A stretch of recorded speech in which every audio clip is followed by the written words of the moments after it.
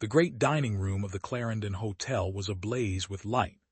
Outside, the December fog pressed against the tall windows, turning the lamps into soft halos.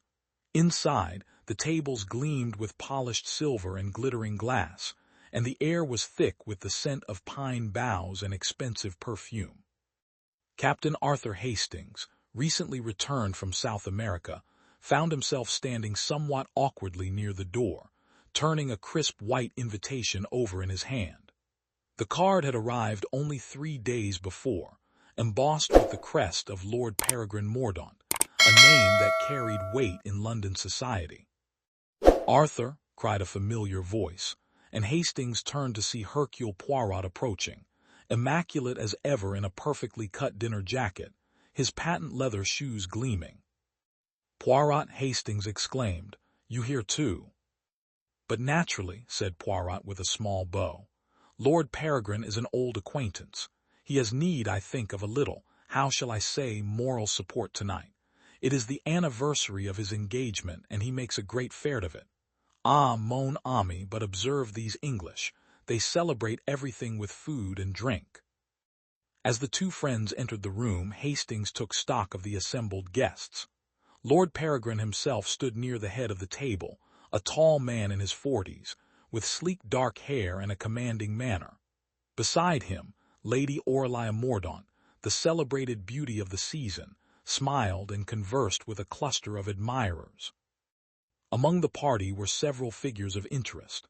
Sir Reginald Frobisher, a florid-faced baronet with a taste for gossip; Clara Finch, a young actress with sparkling eyes; Major Julian Harwood, broad-shouldered and bristling with good health; and Miss Violet Tressilian, Peregrine's cousin, whose rather severe dress could not disguise the sharp intelligence in her eyes.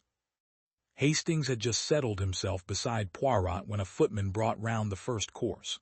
There was a cheerful hum of conversation, the clink of forks, the occasional burst of laughter. Hastings, feeling that old sense of English comfort and belonging, smiled to himself. And yet he glanced at Poirot, who was frowning slightly, his head tilted. "You notice something?" Hastings whispered. Poirot's mustaches quivered. "Mais oui, there is an undercurrent here, Hastings. Watch and you will see. Someone is not so merry as they would appear." Hastings, though no great observer, felt suddenly alert. Perhaps it was his imagination, but Lady Aurelia's laugh seemed a trifle too bright, her glance over her shoulder just a little too swift. The evening proceeded, course by course, until at last the champagne was brought forth. A golden froth was poured into crystal flutes, and Lord Peregrine rose to his feet. "To my beloved wife," he declared, his voice ringing clear, "to many more years of happiness." The guests raised their glasses. There was a chorus of "Hear, hear," and the champagne sparkled like liquid gold in the candlelight. Hastings took a sip, cold, delicious, faintly sweet. It was at that precise moment that Lady Aurelia, who had been smiling graciously, gave a sudden, choking gasp. Her glass slipped from her hand and shattered on the parquet floor. For one long, frozen moment, no one moved. Then, with a cry, Lord Peregrine caught his wife as she collapsed against him. The laughter and chatter died. The footmen stood rigid. Poirot was on his feet, moving quickly to kneel beside the stricken woman. But it was too late. Lady Aurelia was dead. The silence in the Clarendons' dining room was absolute. Even the fire, which had crackled merrily in the hearth only a moment before, seemed to have grown still. Then came the scrape of a chair, the hurried whisper of a maid, and a general movement as everyone surged toward the head of the table. Lord Peregrine held his wife's lifeless body with a kind of stunned disbelief.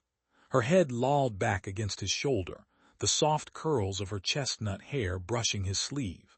A thin trickle of champagne dripped from the table edge, falling drop by drop onto the carpet like a morbid metronome. She cannot be," his voice broke. Poirot rose slowly from where he had knelt, dusting his knees with exquisite care. His face was grave.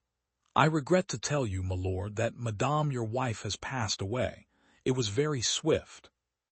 A sharp intake of breath sounded from Miss Violet Tressilian. But she was perfectly well 5 minutes ago. It must have been her heart. She was always too delicate, too nervous. "Delicate?" said Sir Reginald, peering through his monocle. "My dear Miss Tressilian, Lady Aurelia was the picture of health. Never saw a livelier woman in my life. This is monstrous, absolutely monstrous." Major Harwood, who had been standing apart, now came forward. "Shall I send for a doctor, Peregrine?" "Yes, yes, at once." Peregrine's voice had a raw, desperate edge. But Poirot, ever calm, raised a hand. "A doctor, certainly, to make the examination.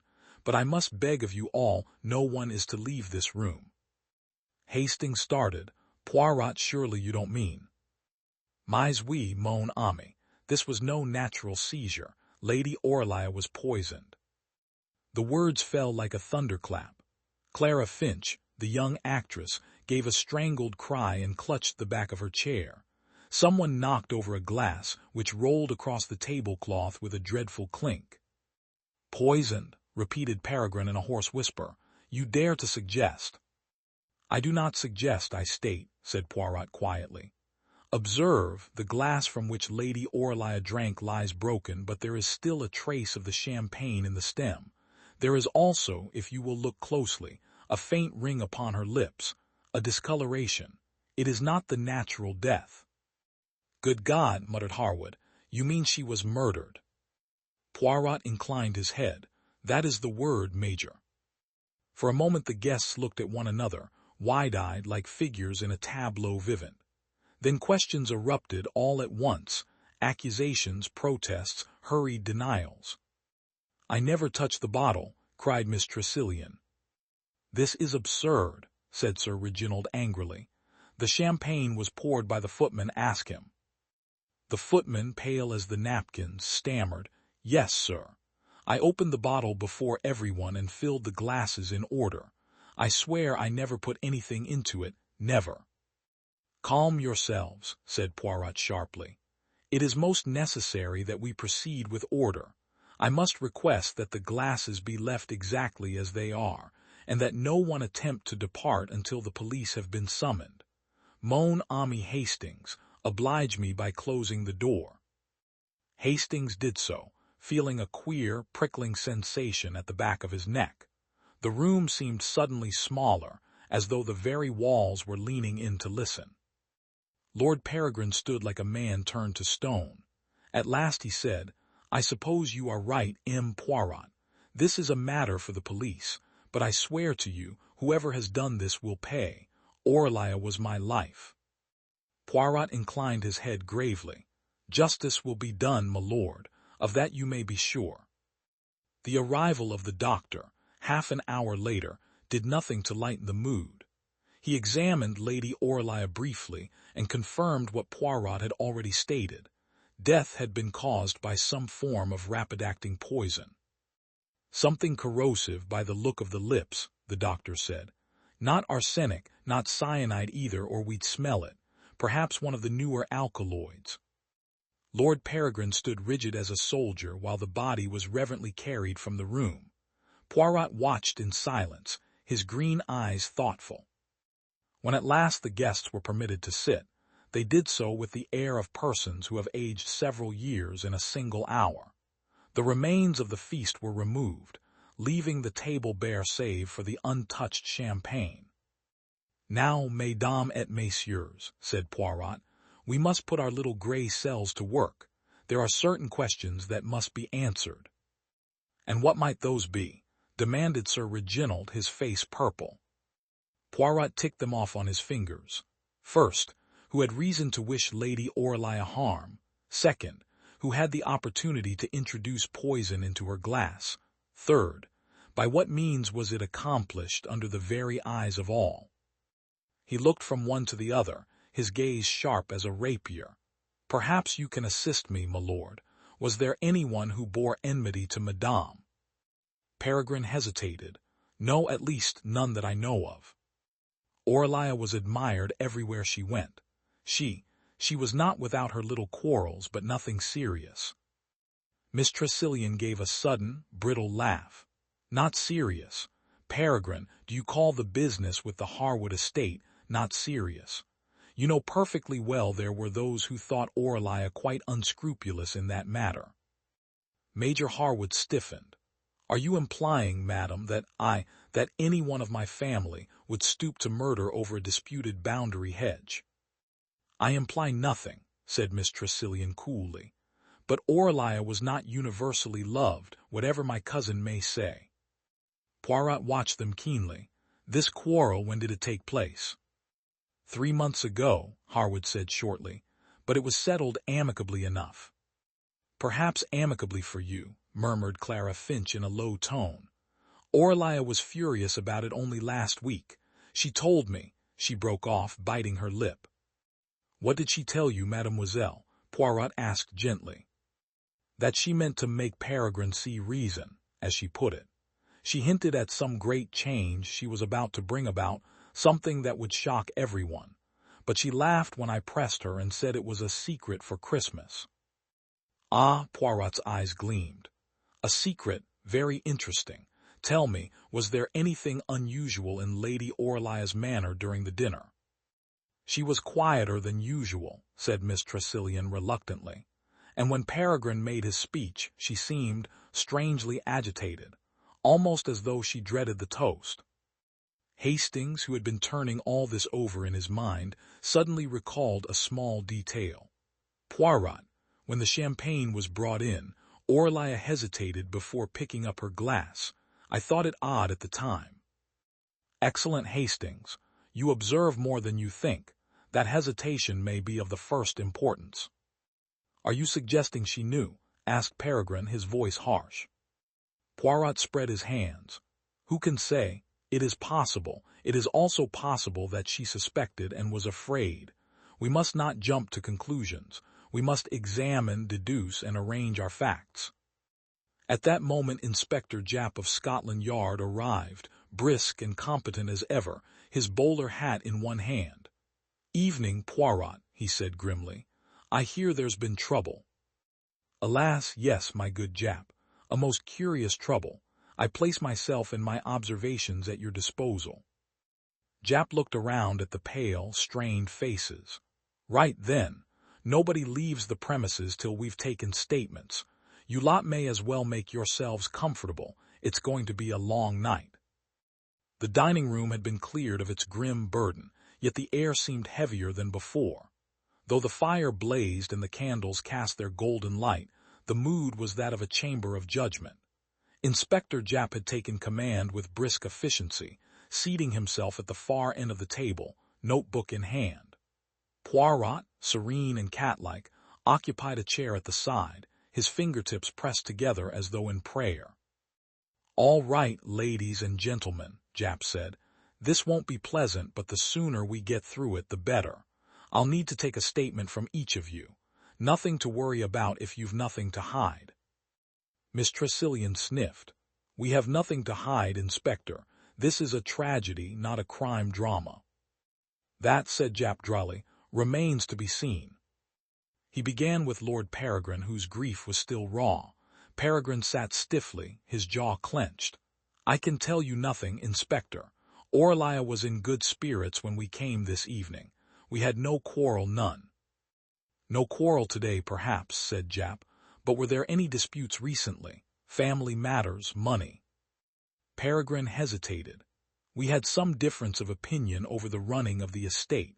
Aurelia wished to sell a portion of the lands to fund a charitable venture of hers.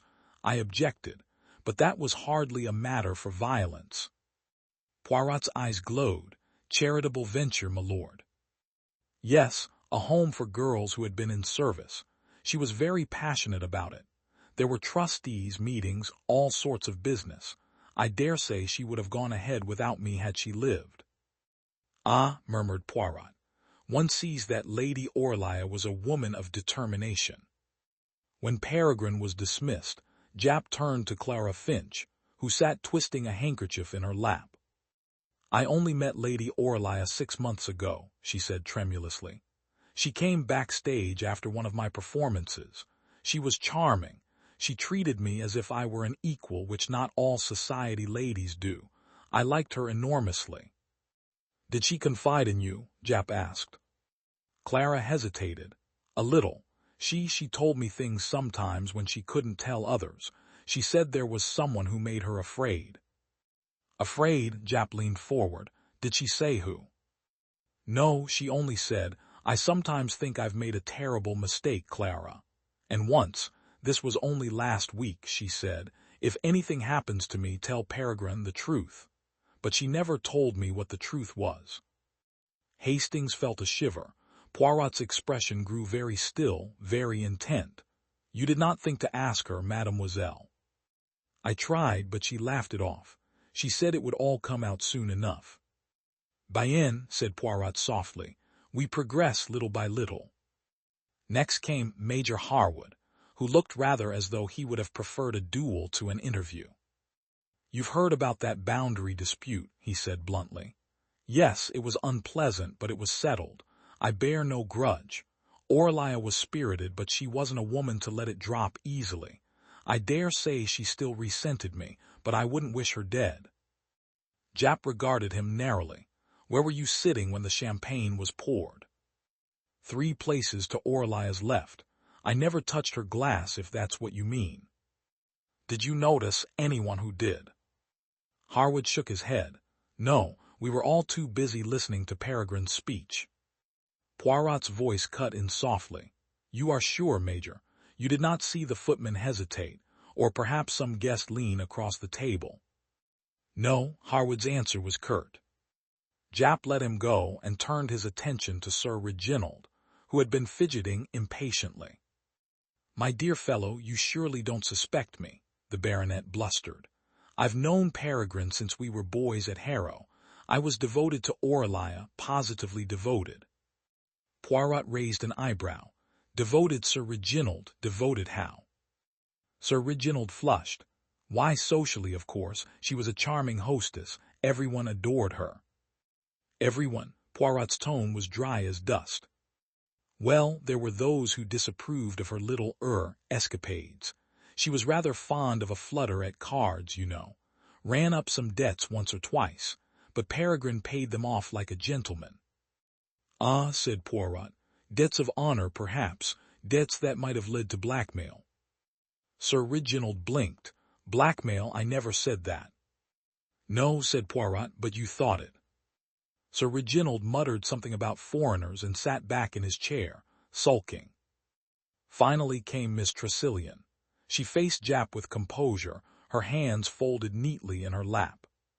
You wish to know my opinion, Inspector? Very well. Aurelia was clever, ambitious, and beautiful. She was also reckless. She had a talent for making enemies, though few would admit it. She was going to make an announcement this evening, some great revelation. I believe it concerned her will. She told me only yesterday that she meant to leave the greater part of her fortune to that wretched home for servants. It would have disinherited half the family. Did many people know this? Japp asked quickly. Only myself, as far as I know. She swore me to secrecy, but you see how much good that did. Poirot's eyes gleamed. So then motive appears. A change of will, bien, that is always dangerous. If someone feared being cut off, they might act quickly to prevent it. Miss Tressilian gave a tiny, satisfied smile. Exactly. Or, said Poirot softly, someone who wished to hasten that change might act to prevent its being revoked. She frowned. What do you mean? But Poirot only smiled enigmatically.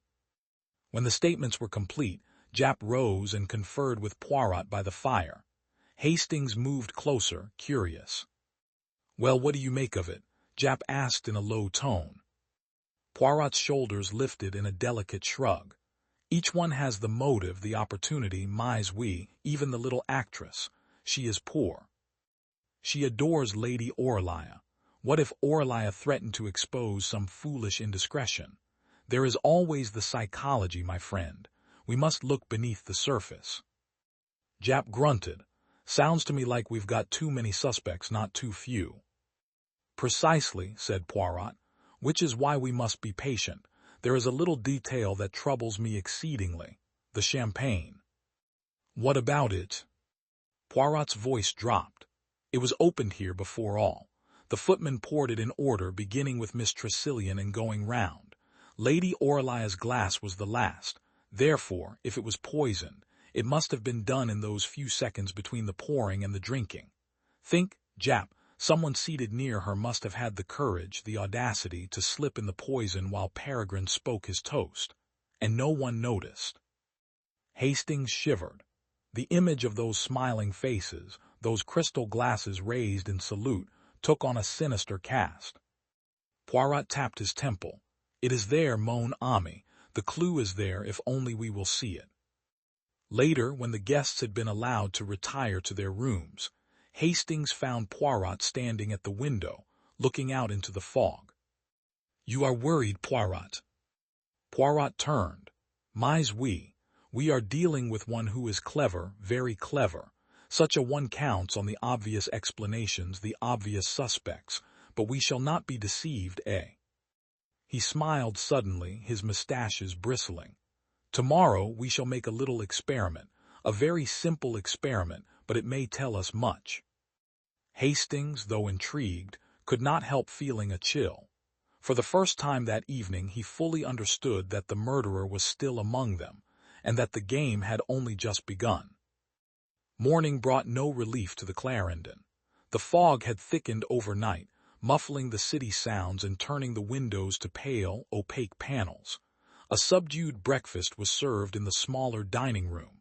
The guests came down one by one, pale and heavy-eyed, as though the night had aged them. Poirot was already there, immaculate in gray spats, sipping coffee with unruffled composure. Hastings joined him, casting a glance at the others. Major Harwood stood by the sideboard, staring gloomily into his teacup. Miss Tressilian perused the Times with an air of brittle defiance. Clara Finch, wrapped in a dark cloak, looked near tears. Lord Peregrine entered last, his face drawn but resolute. He nodded curtly to the company and seated himself at the head of the table. "Good morning," he said. "Inspector Japp has asked that we all remain at the hotel until his inquiries are complete. It is inconvenient but unavoidable."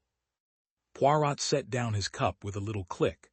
"My lord, before we submit ourselves to another round of questions, may I beg your indulgence? I wish to conduct a very small experiment." "An experiment?" said Peregrine, startled. Poirot inclined his head. "Oui, it will take but a few minutes, and it may tell us something of importance." Intrigued despite themselves, the guests watched as Poirot rang for the head waiter.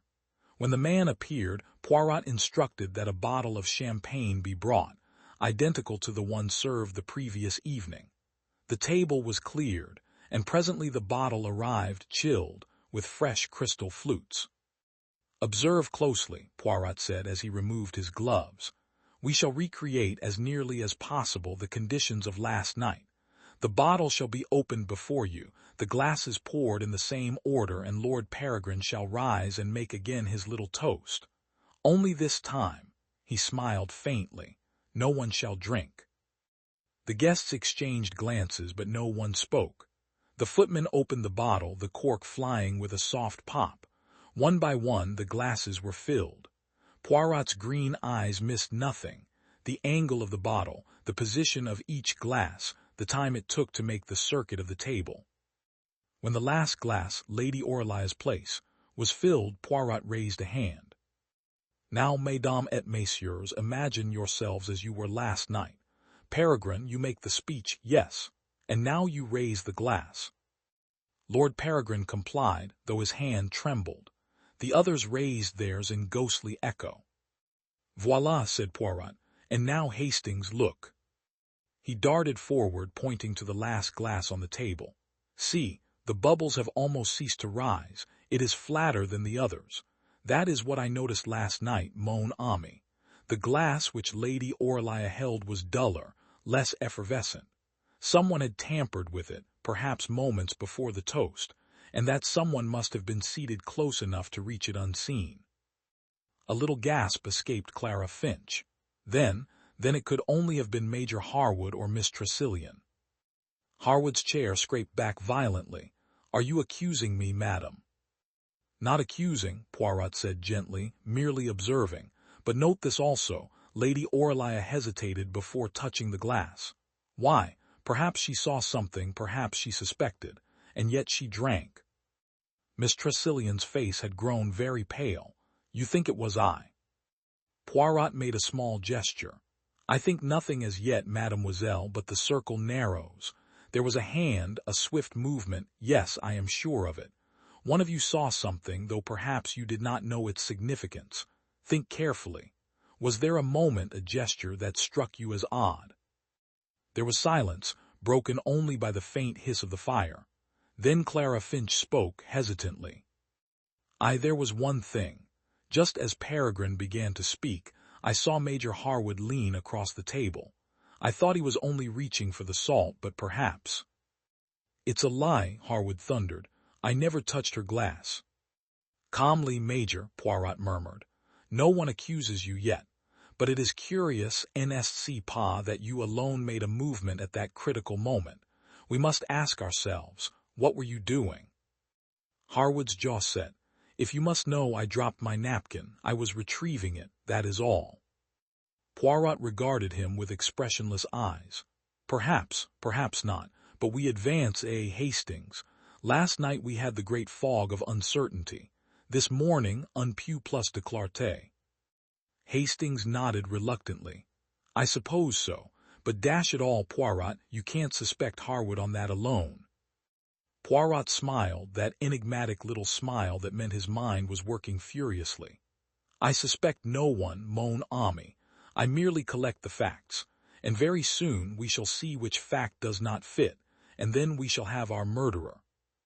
The remainder of the morning passed under a pall of nervous expectation. Each guest kept to themselves, prowling the corridors or sitting in uneasy silence by the fire. The Clarendon, usually bustling with the clink of china and the hum of conversation, seemed hushed, as though the very walls waited for what would come next. Inspector Japp, with the efficiency that made him one of Scotland Yard's best, summoned each guest for further questioning. Poirot was present for every interview, sitting very straight, his hands folded, his sharp eyes missing nothing. Routine, Japp explained to Hastings in a low tone as they waited for the first suspect. We're going to check alibis minute by minute, nail down who was sitting where, what they did, and when. 9 times out of 10, a poisoner trips themselves up in the detail. And the 10th, Hastings asked. The 10th, Japp said grimly, gets away with it unless Poirot's about. The first breakthrough came not from a suspect, but from the servants. The footman who had poured the champagne stood trembling before Japp. I swear to you, sir, he said earnestly, I opened the bottle right in front of them all. But there's something I didn't think to mention last night. Just before I poured the last glass, Lady Aurelia's glass, Major Harwood spoke to me, asked me if there was any more salt. I turned half round to answer him, and when I turned back the glass was already full just as I'd left it. I didn't see anyone near it, sir, but I thought perhaps I ought to mention it. Ah, said Poirot softly, you see, Hastings, a distraction always it is the distraction that permits the crime. While the footman turns his head, he snapped his fingers. Voila. Japp scowled. That puts Harwood in a pretty tight spot, asking questions at just the wrong moment and then leaning across the table. It could be coincidence, but I don't like it. Nor do I, murmured Poirot. And yet... He did not finish the sentence, but Hastings, who knew him well, sensed that Poirot was not yet satisfied. After luncheon, Japp ordered the search of the guests' rooms. It was not a pleasant business. Sir Reginald protested loudly, Miss Tressilian submitted with icy dignity, and Clara Finch appeared genuinely distressed. Poirot conducted the search with meticulous care, his little hands moving over writing desks, dressing tables, traveling cases. In Harwood's room they found nothing but neatly folded shirts and a revolver, which the Major explained he carried by habit. No poison there, Japp muttered. I suppose we'd have been lucky if there had been. It was in Miss Tressilian's room that the first real piece of evidence came to light. Poirot, kneeling by a bureau, drew forth a small leather case from the bottom drawer. Inside lay a number of papers tied with a faded blue ribbon. "Letters," he said softly. Japp raised an eyebrow. "Love letters." Poirot glanced at the superscriptions. "From Lord Peregrine, I think, but see, these are dated from before the marriage." Miss Tressilian, who had been standing rigidly by the door, flushed. "Yes, they are mine. Peregrine and I were once, we were once engaged. Aurelia came between us." There was a small silence. "Then you had a motive, miss," Japp said bluntly. "I had no motive," she cried. "I gave Peregrine up willingly enough. Aurelia was charming, how could I hate her for being chosen?" Poirot replaced the letters carefully. "Nevertheless, mademoiselle, we must count this as significant. Love that is renounced is still love, and love can become hate." Miss Tressilian gave him a look of scorn. "You are wrong, M. Poirot. Whatever you think, I am glad of my freedom." Back downstairs, Poirot and Hastings found Clara Finch sitting alone in the drawing-room, staring into the fire. She started as they entered.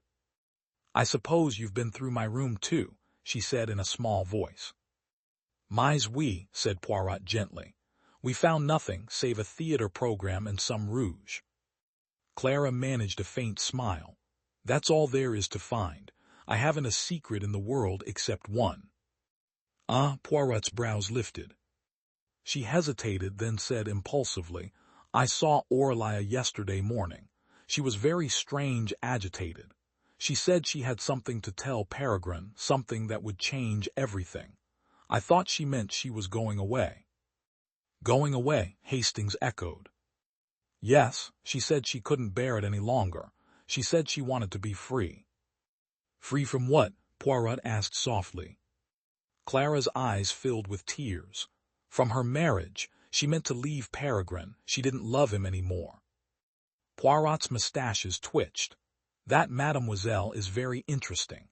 If it is true, it gives Peregrine himself the motive, if he knew of her intention. A man may not wish to lose the wife he adores, nor the fortune that goes with her." At that very moment there was a commotion in the hall. A constable entered, saluting smartly, and handed Japp a small object wrapped in paper. "Found this, sir, in the waste bin behind the service passage." Japp unwrapped it carefully. It was a tiny glass phial, its label partly torn but still legible, Digitalis poison. A murmur ran through the room. "That's it then," Japp said grimly. "We've got our murder weapon." Poirot took the bottle delicately between finger and thumb.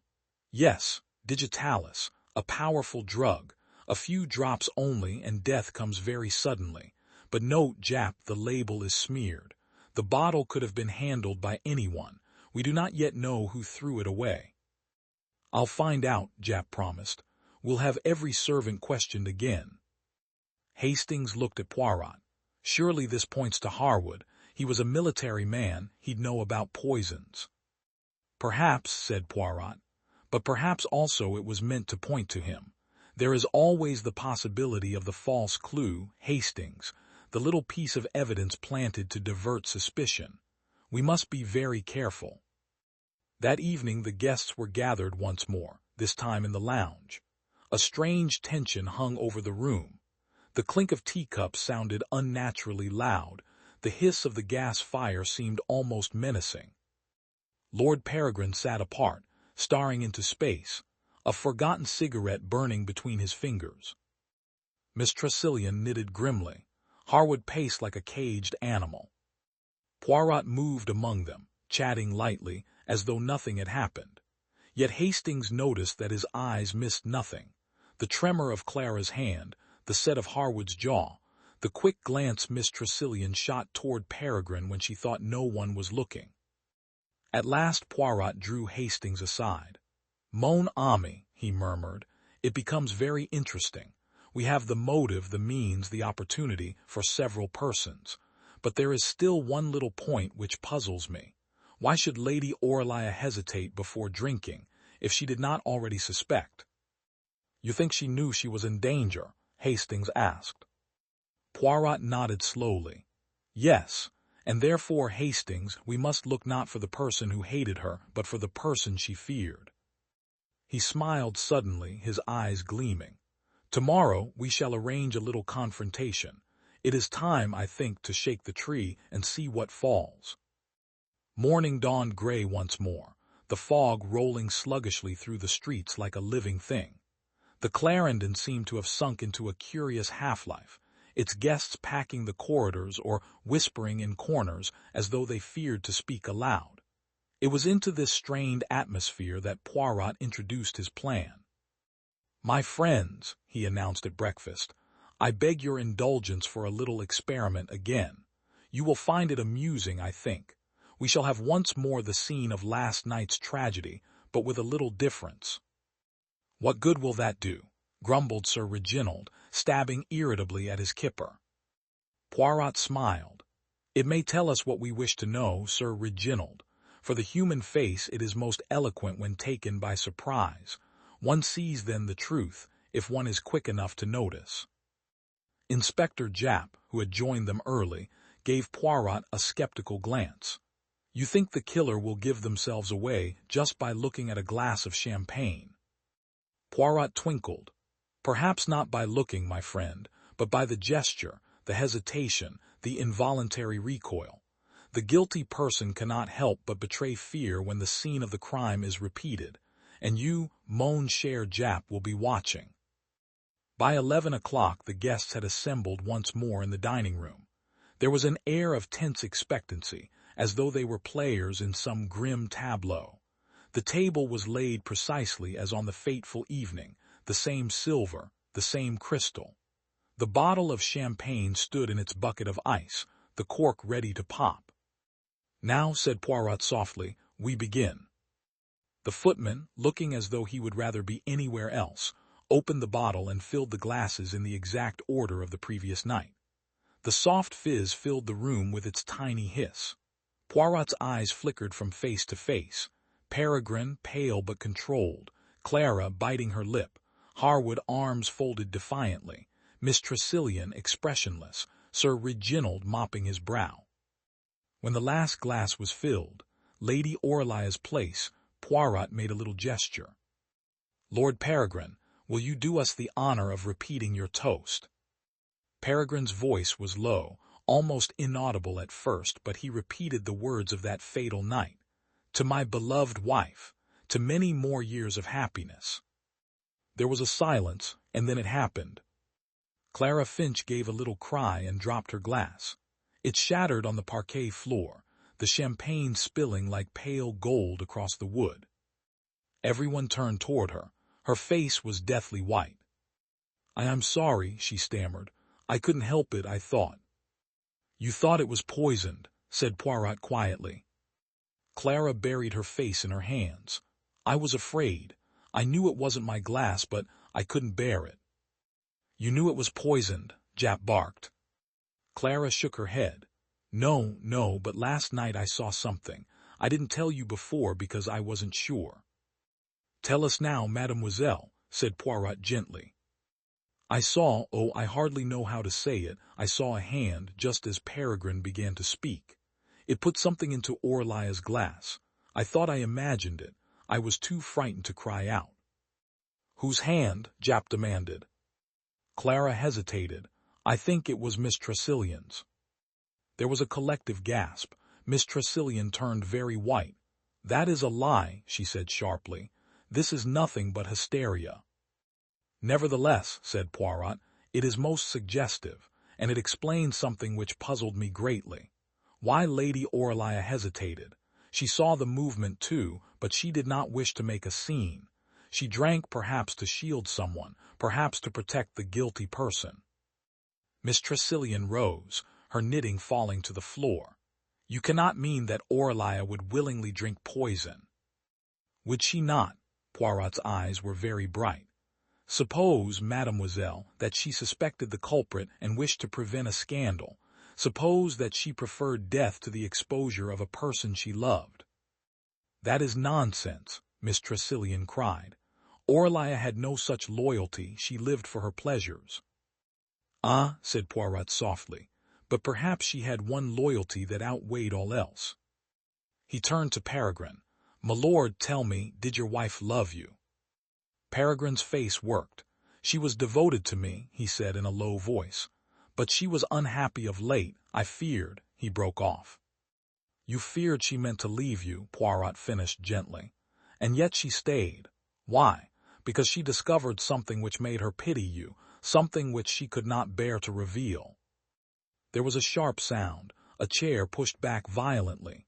Major Harwood had risen to his feet, his face dark. "This is intolerable," he said. "You cannot sit there accusing each one of us in turn. If you think I killed Aurelia, say so outright." Poirot looked at him very steadily. "I do not think you killed her, Major, but you know something, n'est-ce pas, something you have concealed." Harwood hesitated, then said abruptly, "Very well, I'll tell you. Aurelia came to me 2 days ago. She wanted to borrow money. She said she had debts that Peregrine must never know of. I refused, there you have it, but I didn't poison her." "Debts," murmured Poirot. "Ah, that explains much. Debts and perhaps blackmail." Clara gave a little cry. "Blackmail?" "Yes, mademoiselle. Suppose Lady Aurelia was being blackmailed. Suppose she meant to reveal the blackmailer's name last night, and was silenced before she could speak." He looked around at them all, his little figure very erect, his eyes glittering. "The murderer is in this room," he said softly, "and before this day is over, we shall know who it is." The atmosphere at the Clarendon had shifted. There was no longer the stunned, heavy silence of shock, but rather the electric tension of a room in which everyone knew the endgame had begun. Poirot, having withdrawn after his champagne trap, now summoned the guests to the library shortly after tea. They came reluctantly, Lord Peregrine grim and hollow-eyed, Miss Tressilian stiff-backed and defiant, Major Harwood scowling, Clara pale as paper, and Sir Reginald muttering under his breath. Inspector Japp stood near the mantel, arms folded, his notebook at the ready. Poirot waited until the last chair scraped into place before he spoke. "Mes amis," he said quietly, "I have now arranged the facts of this case, and they present a most curious picture. The death of Lady Aurelia was not an act of blind chance. It was a deliberate, calculated crime." Miss Tressilian's knitting needles clicked once sharply. "And which of us do you accuse, M. Poirot?" Poirot inclined his head. "I accuse no one yet, but let us review what we know. Lady Aurelia had debts which she kept secret from her husband. She was being blackmailed. She meant to reveal the truth last night, perhaps to end the blackmailer's power over her. Therefore, that person had the strongest motive to silence her." Clara shuddered. "You mean the blackmailer was one of us?" "Precisely, mademoiselle. And there is more. The poison used was digitalis, a drug that is not easy to come by. It must have been stolen or obtained through someone with knowledge of medicines." Hastings glanced at Harwood instinctively, and Poirot saw the movement. He smiled faintly. "Yes, Hastings, the Major is a soldier. He knows something of such things. But so, too, might a clever lady with access to a doctor's prescription cabinet, or a gentleman with friends in certain clubs. Opportunity is not enough. We must have more." He turned suddenly to Peregrine. "My lord, may I trouble you to fetch the papers your wife carried in her escritoire, the ones relating to her charitable trust?" Peregrine looked surprised but complied. When he returned, Poirot spread the papers carefully upon the table. Among them was a folded sheet of notepaper, smudged as though by hurried handling. Poirot opened it. "Voila," he said softly, "the missing piece. It is a letter written in Lady Aurelia's own hand. Listen. If anything should happen to me, you will know that it was because I meant to tell the truth about the money. The person who has bled me these many months is—" He broke off, his eyes narrowing. "The name has been torn away." A hiss of indrawn breath came from Clara. "Torn away by whom?"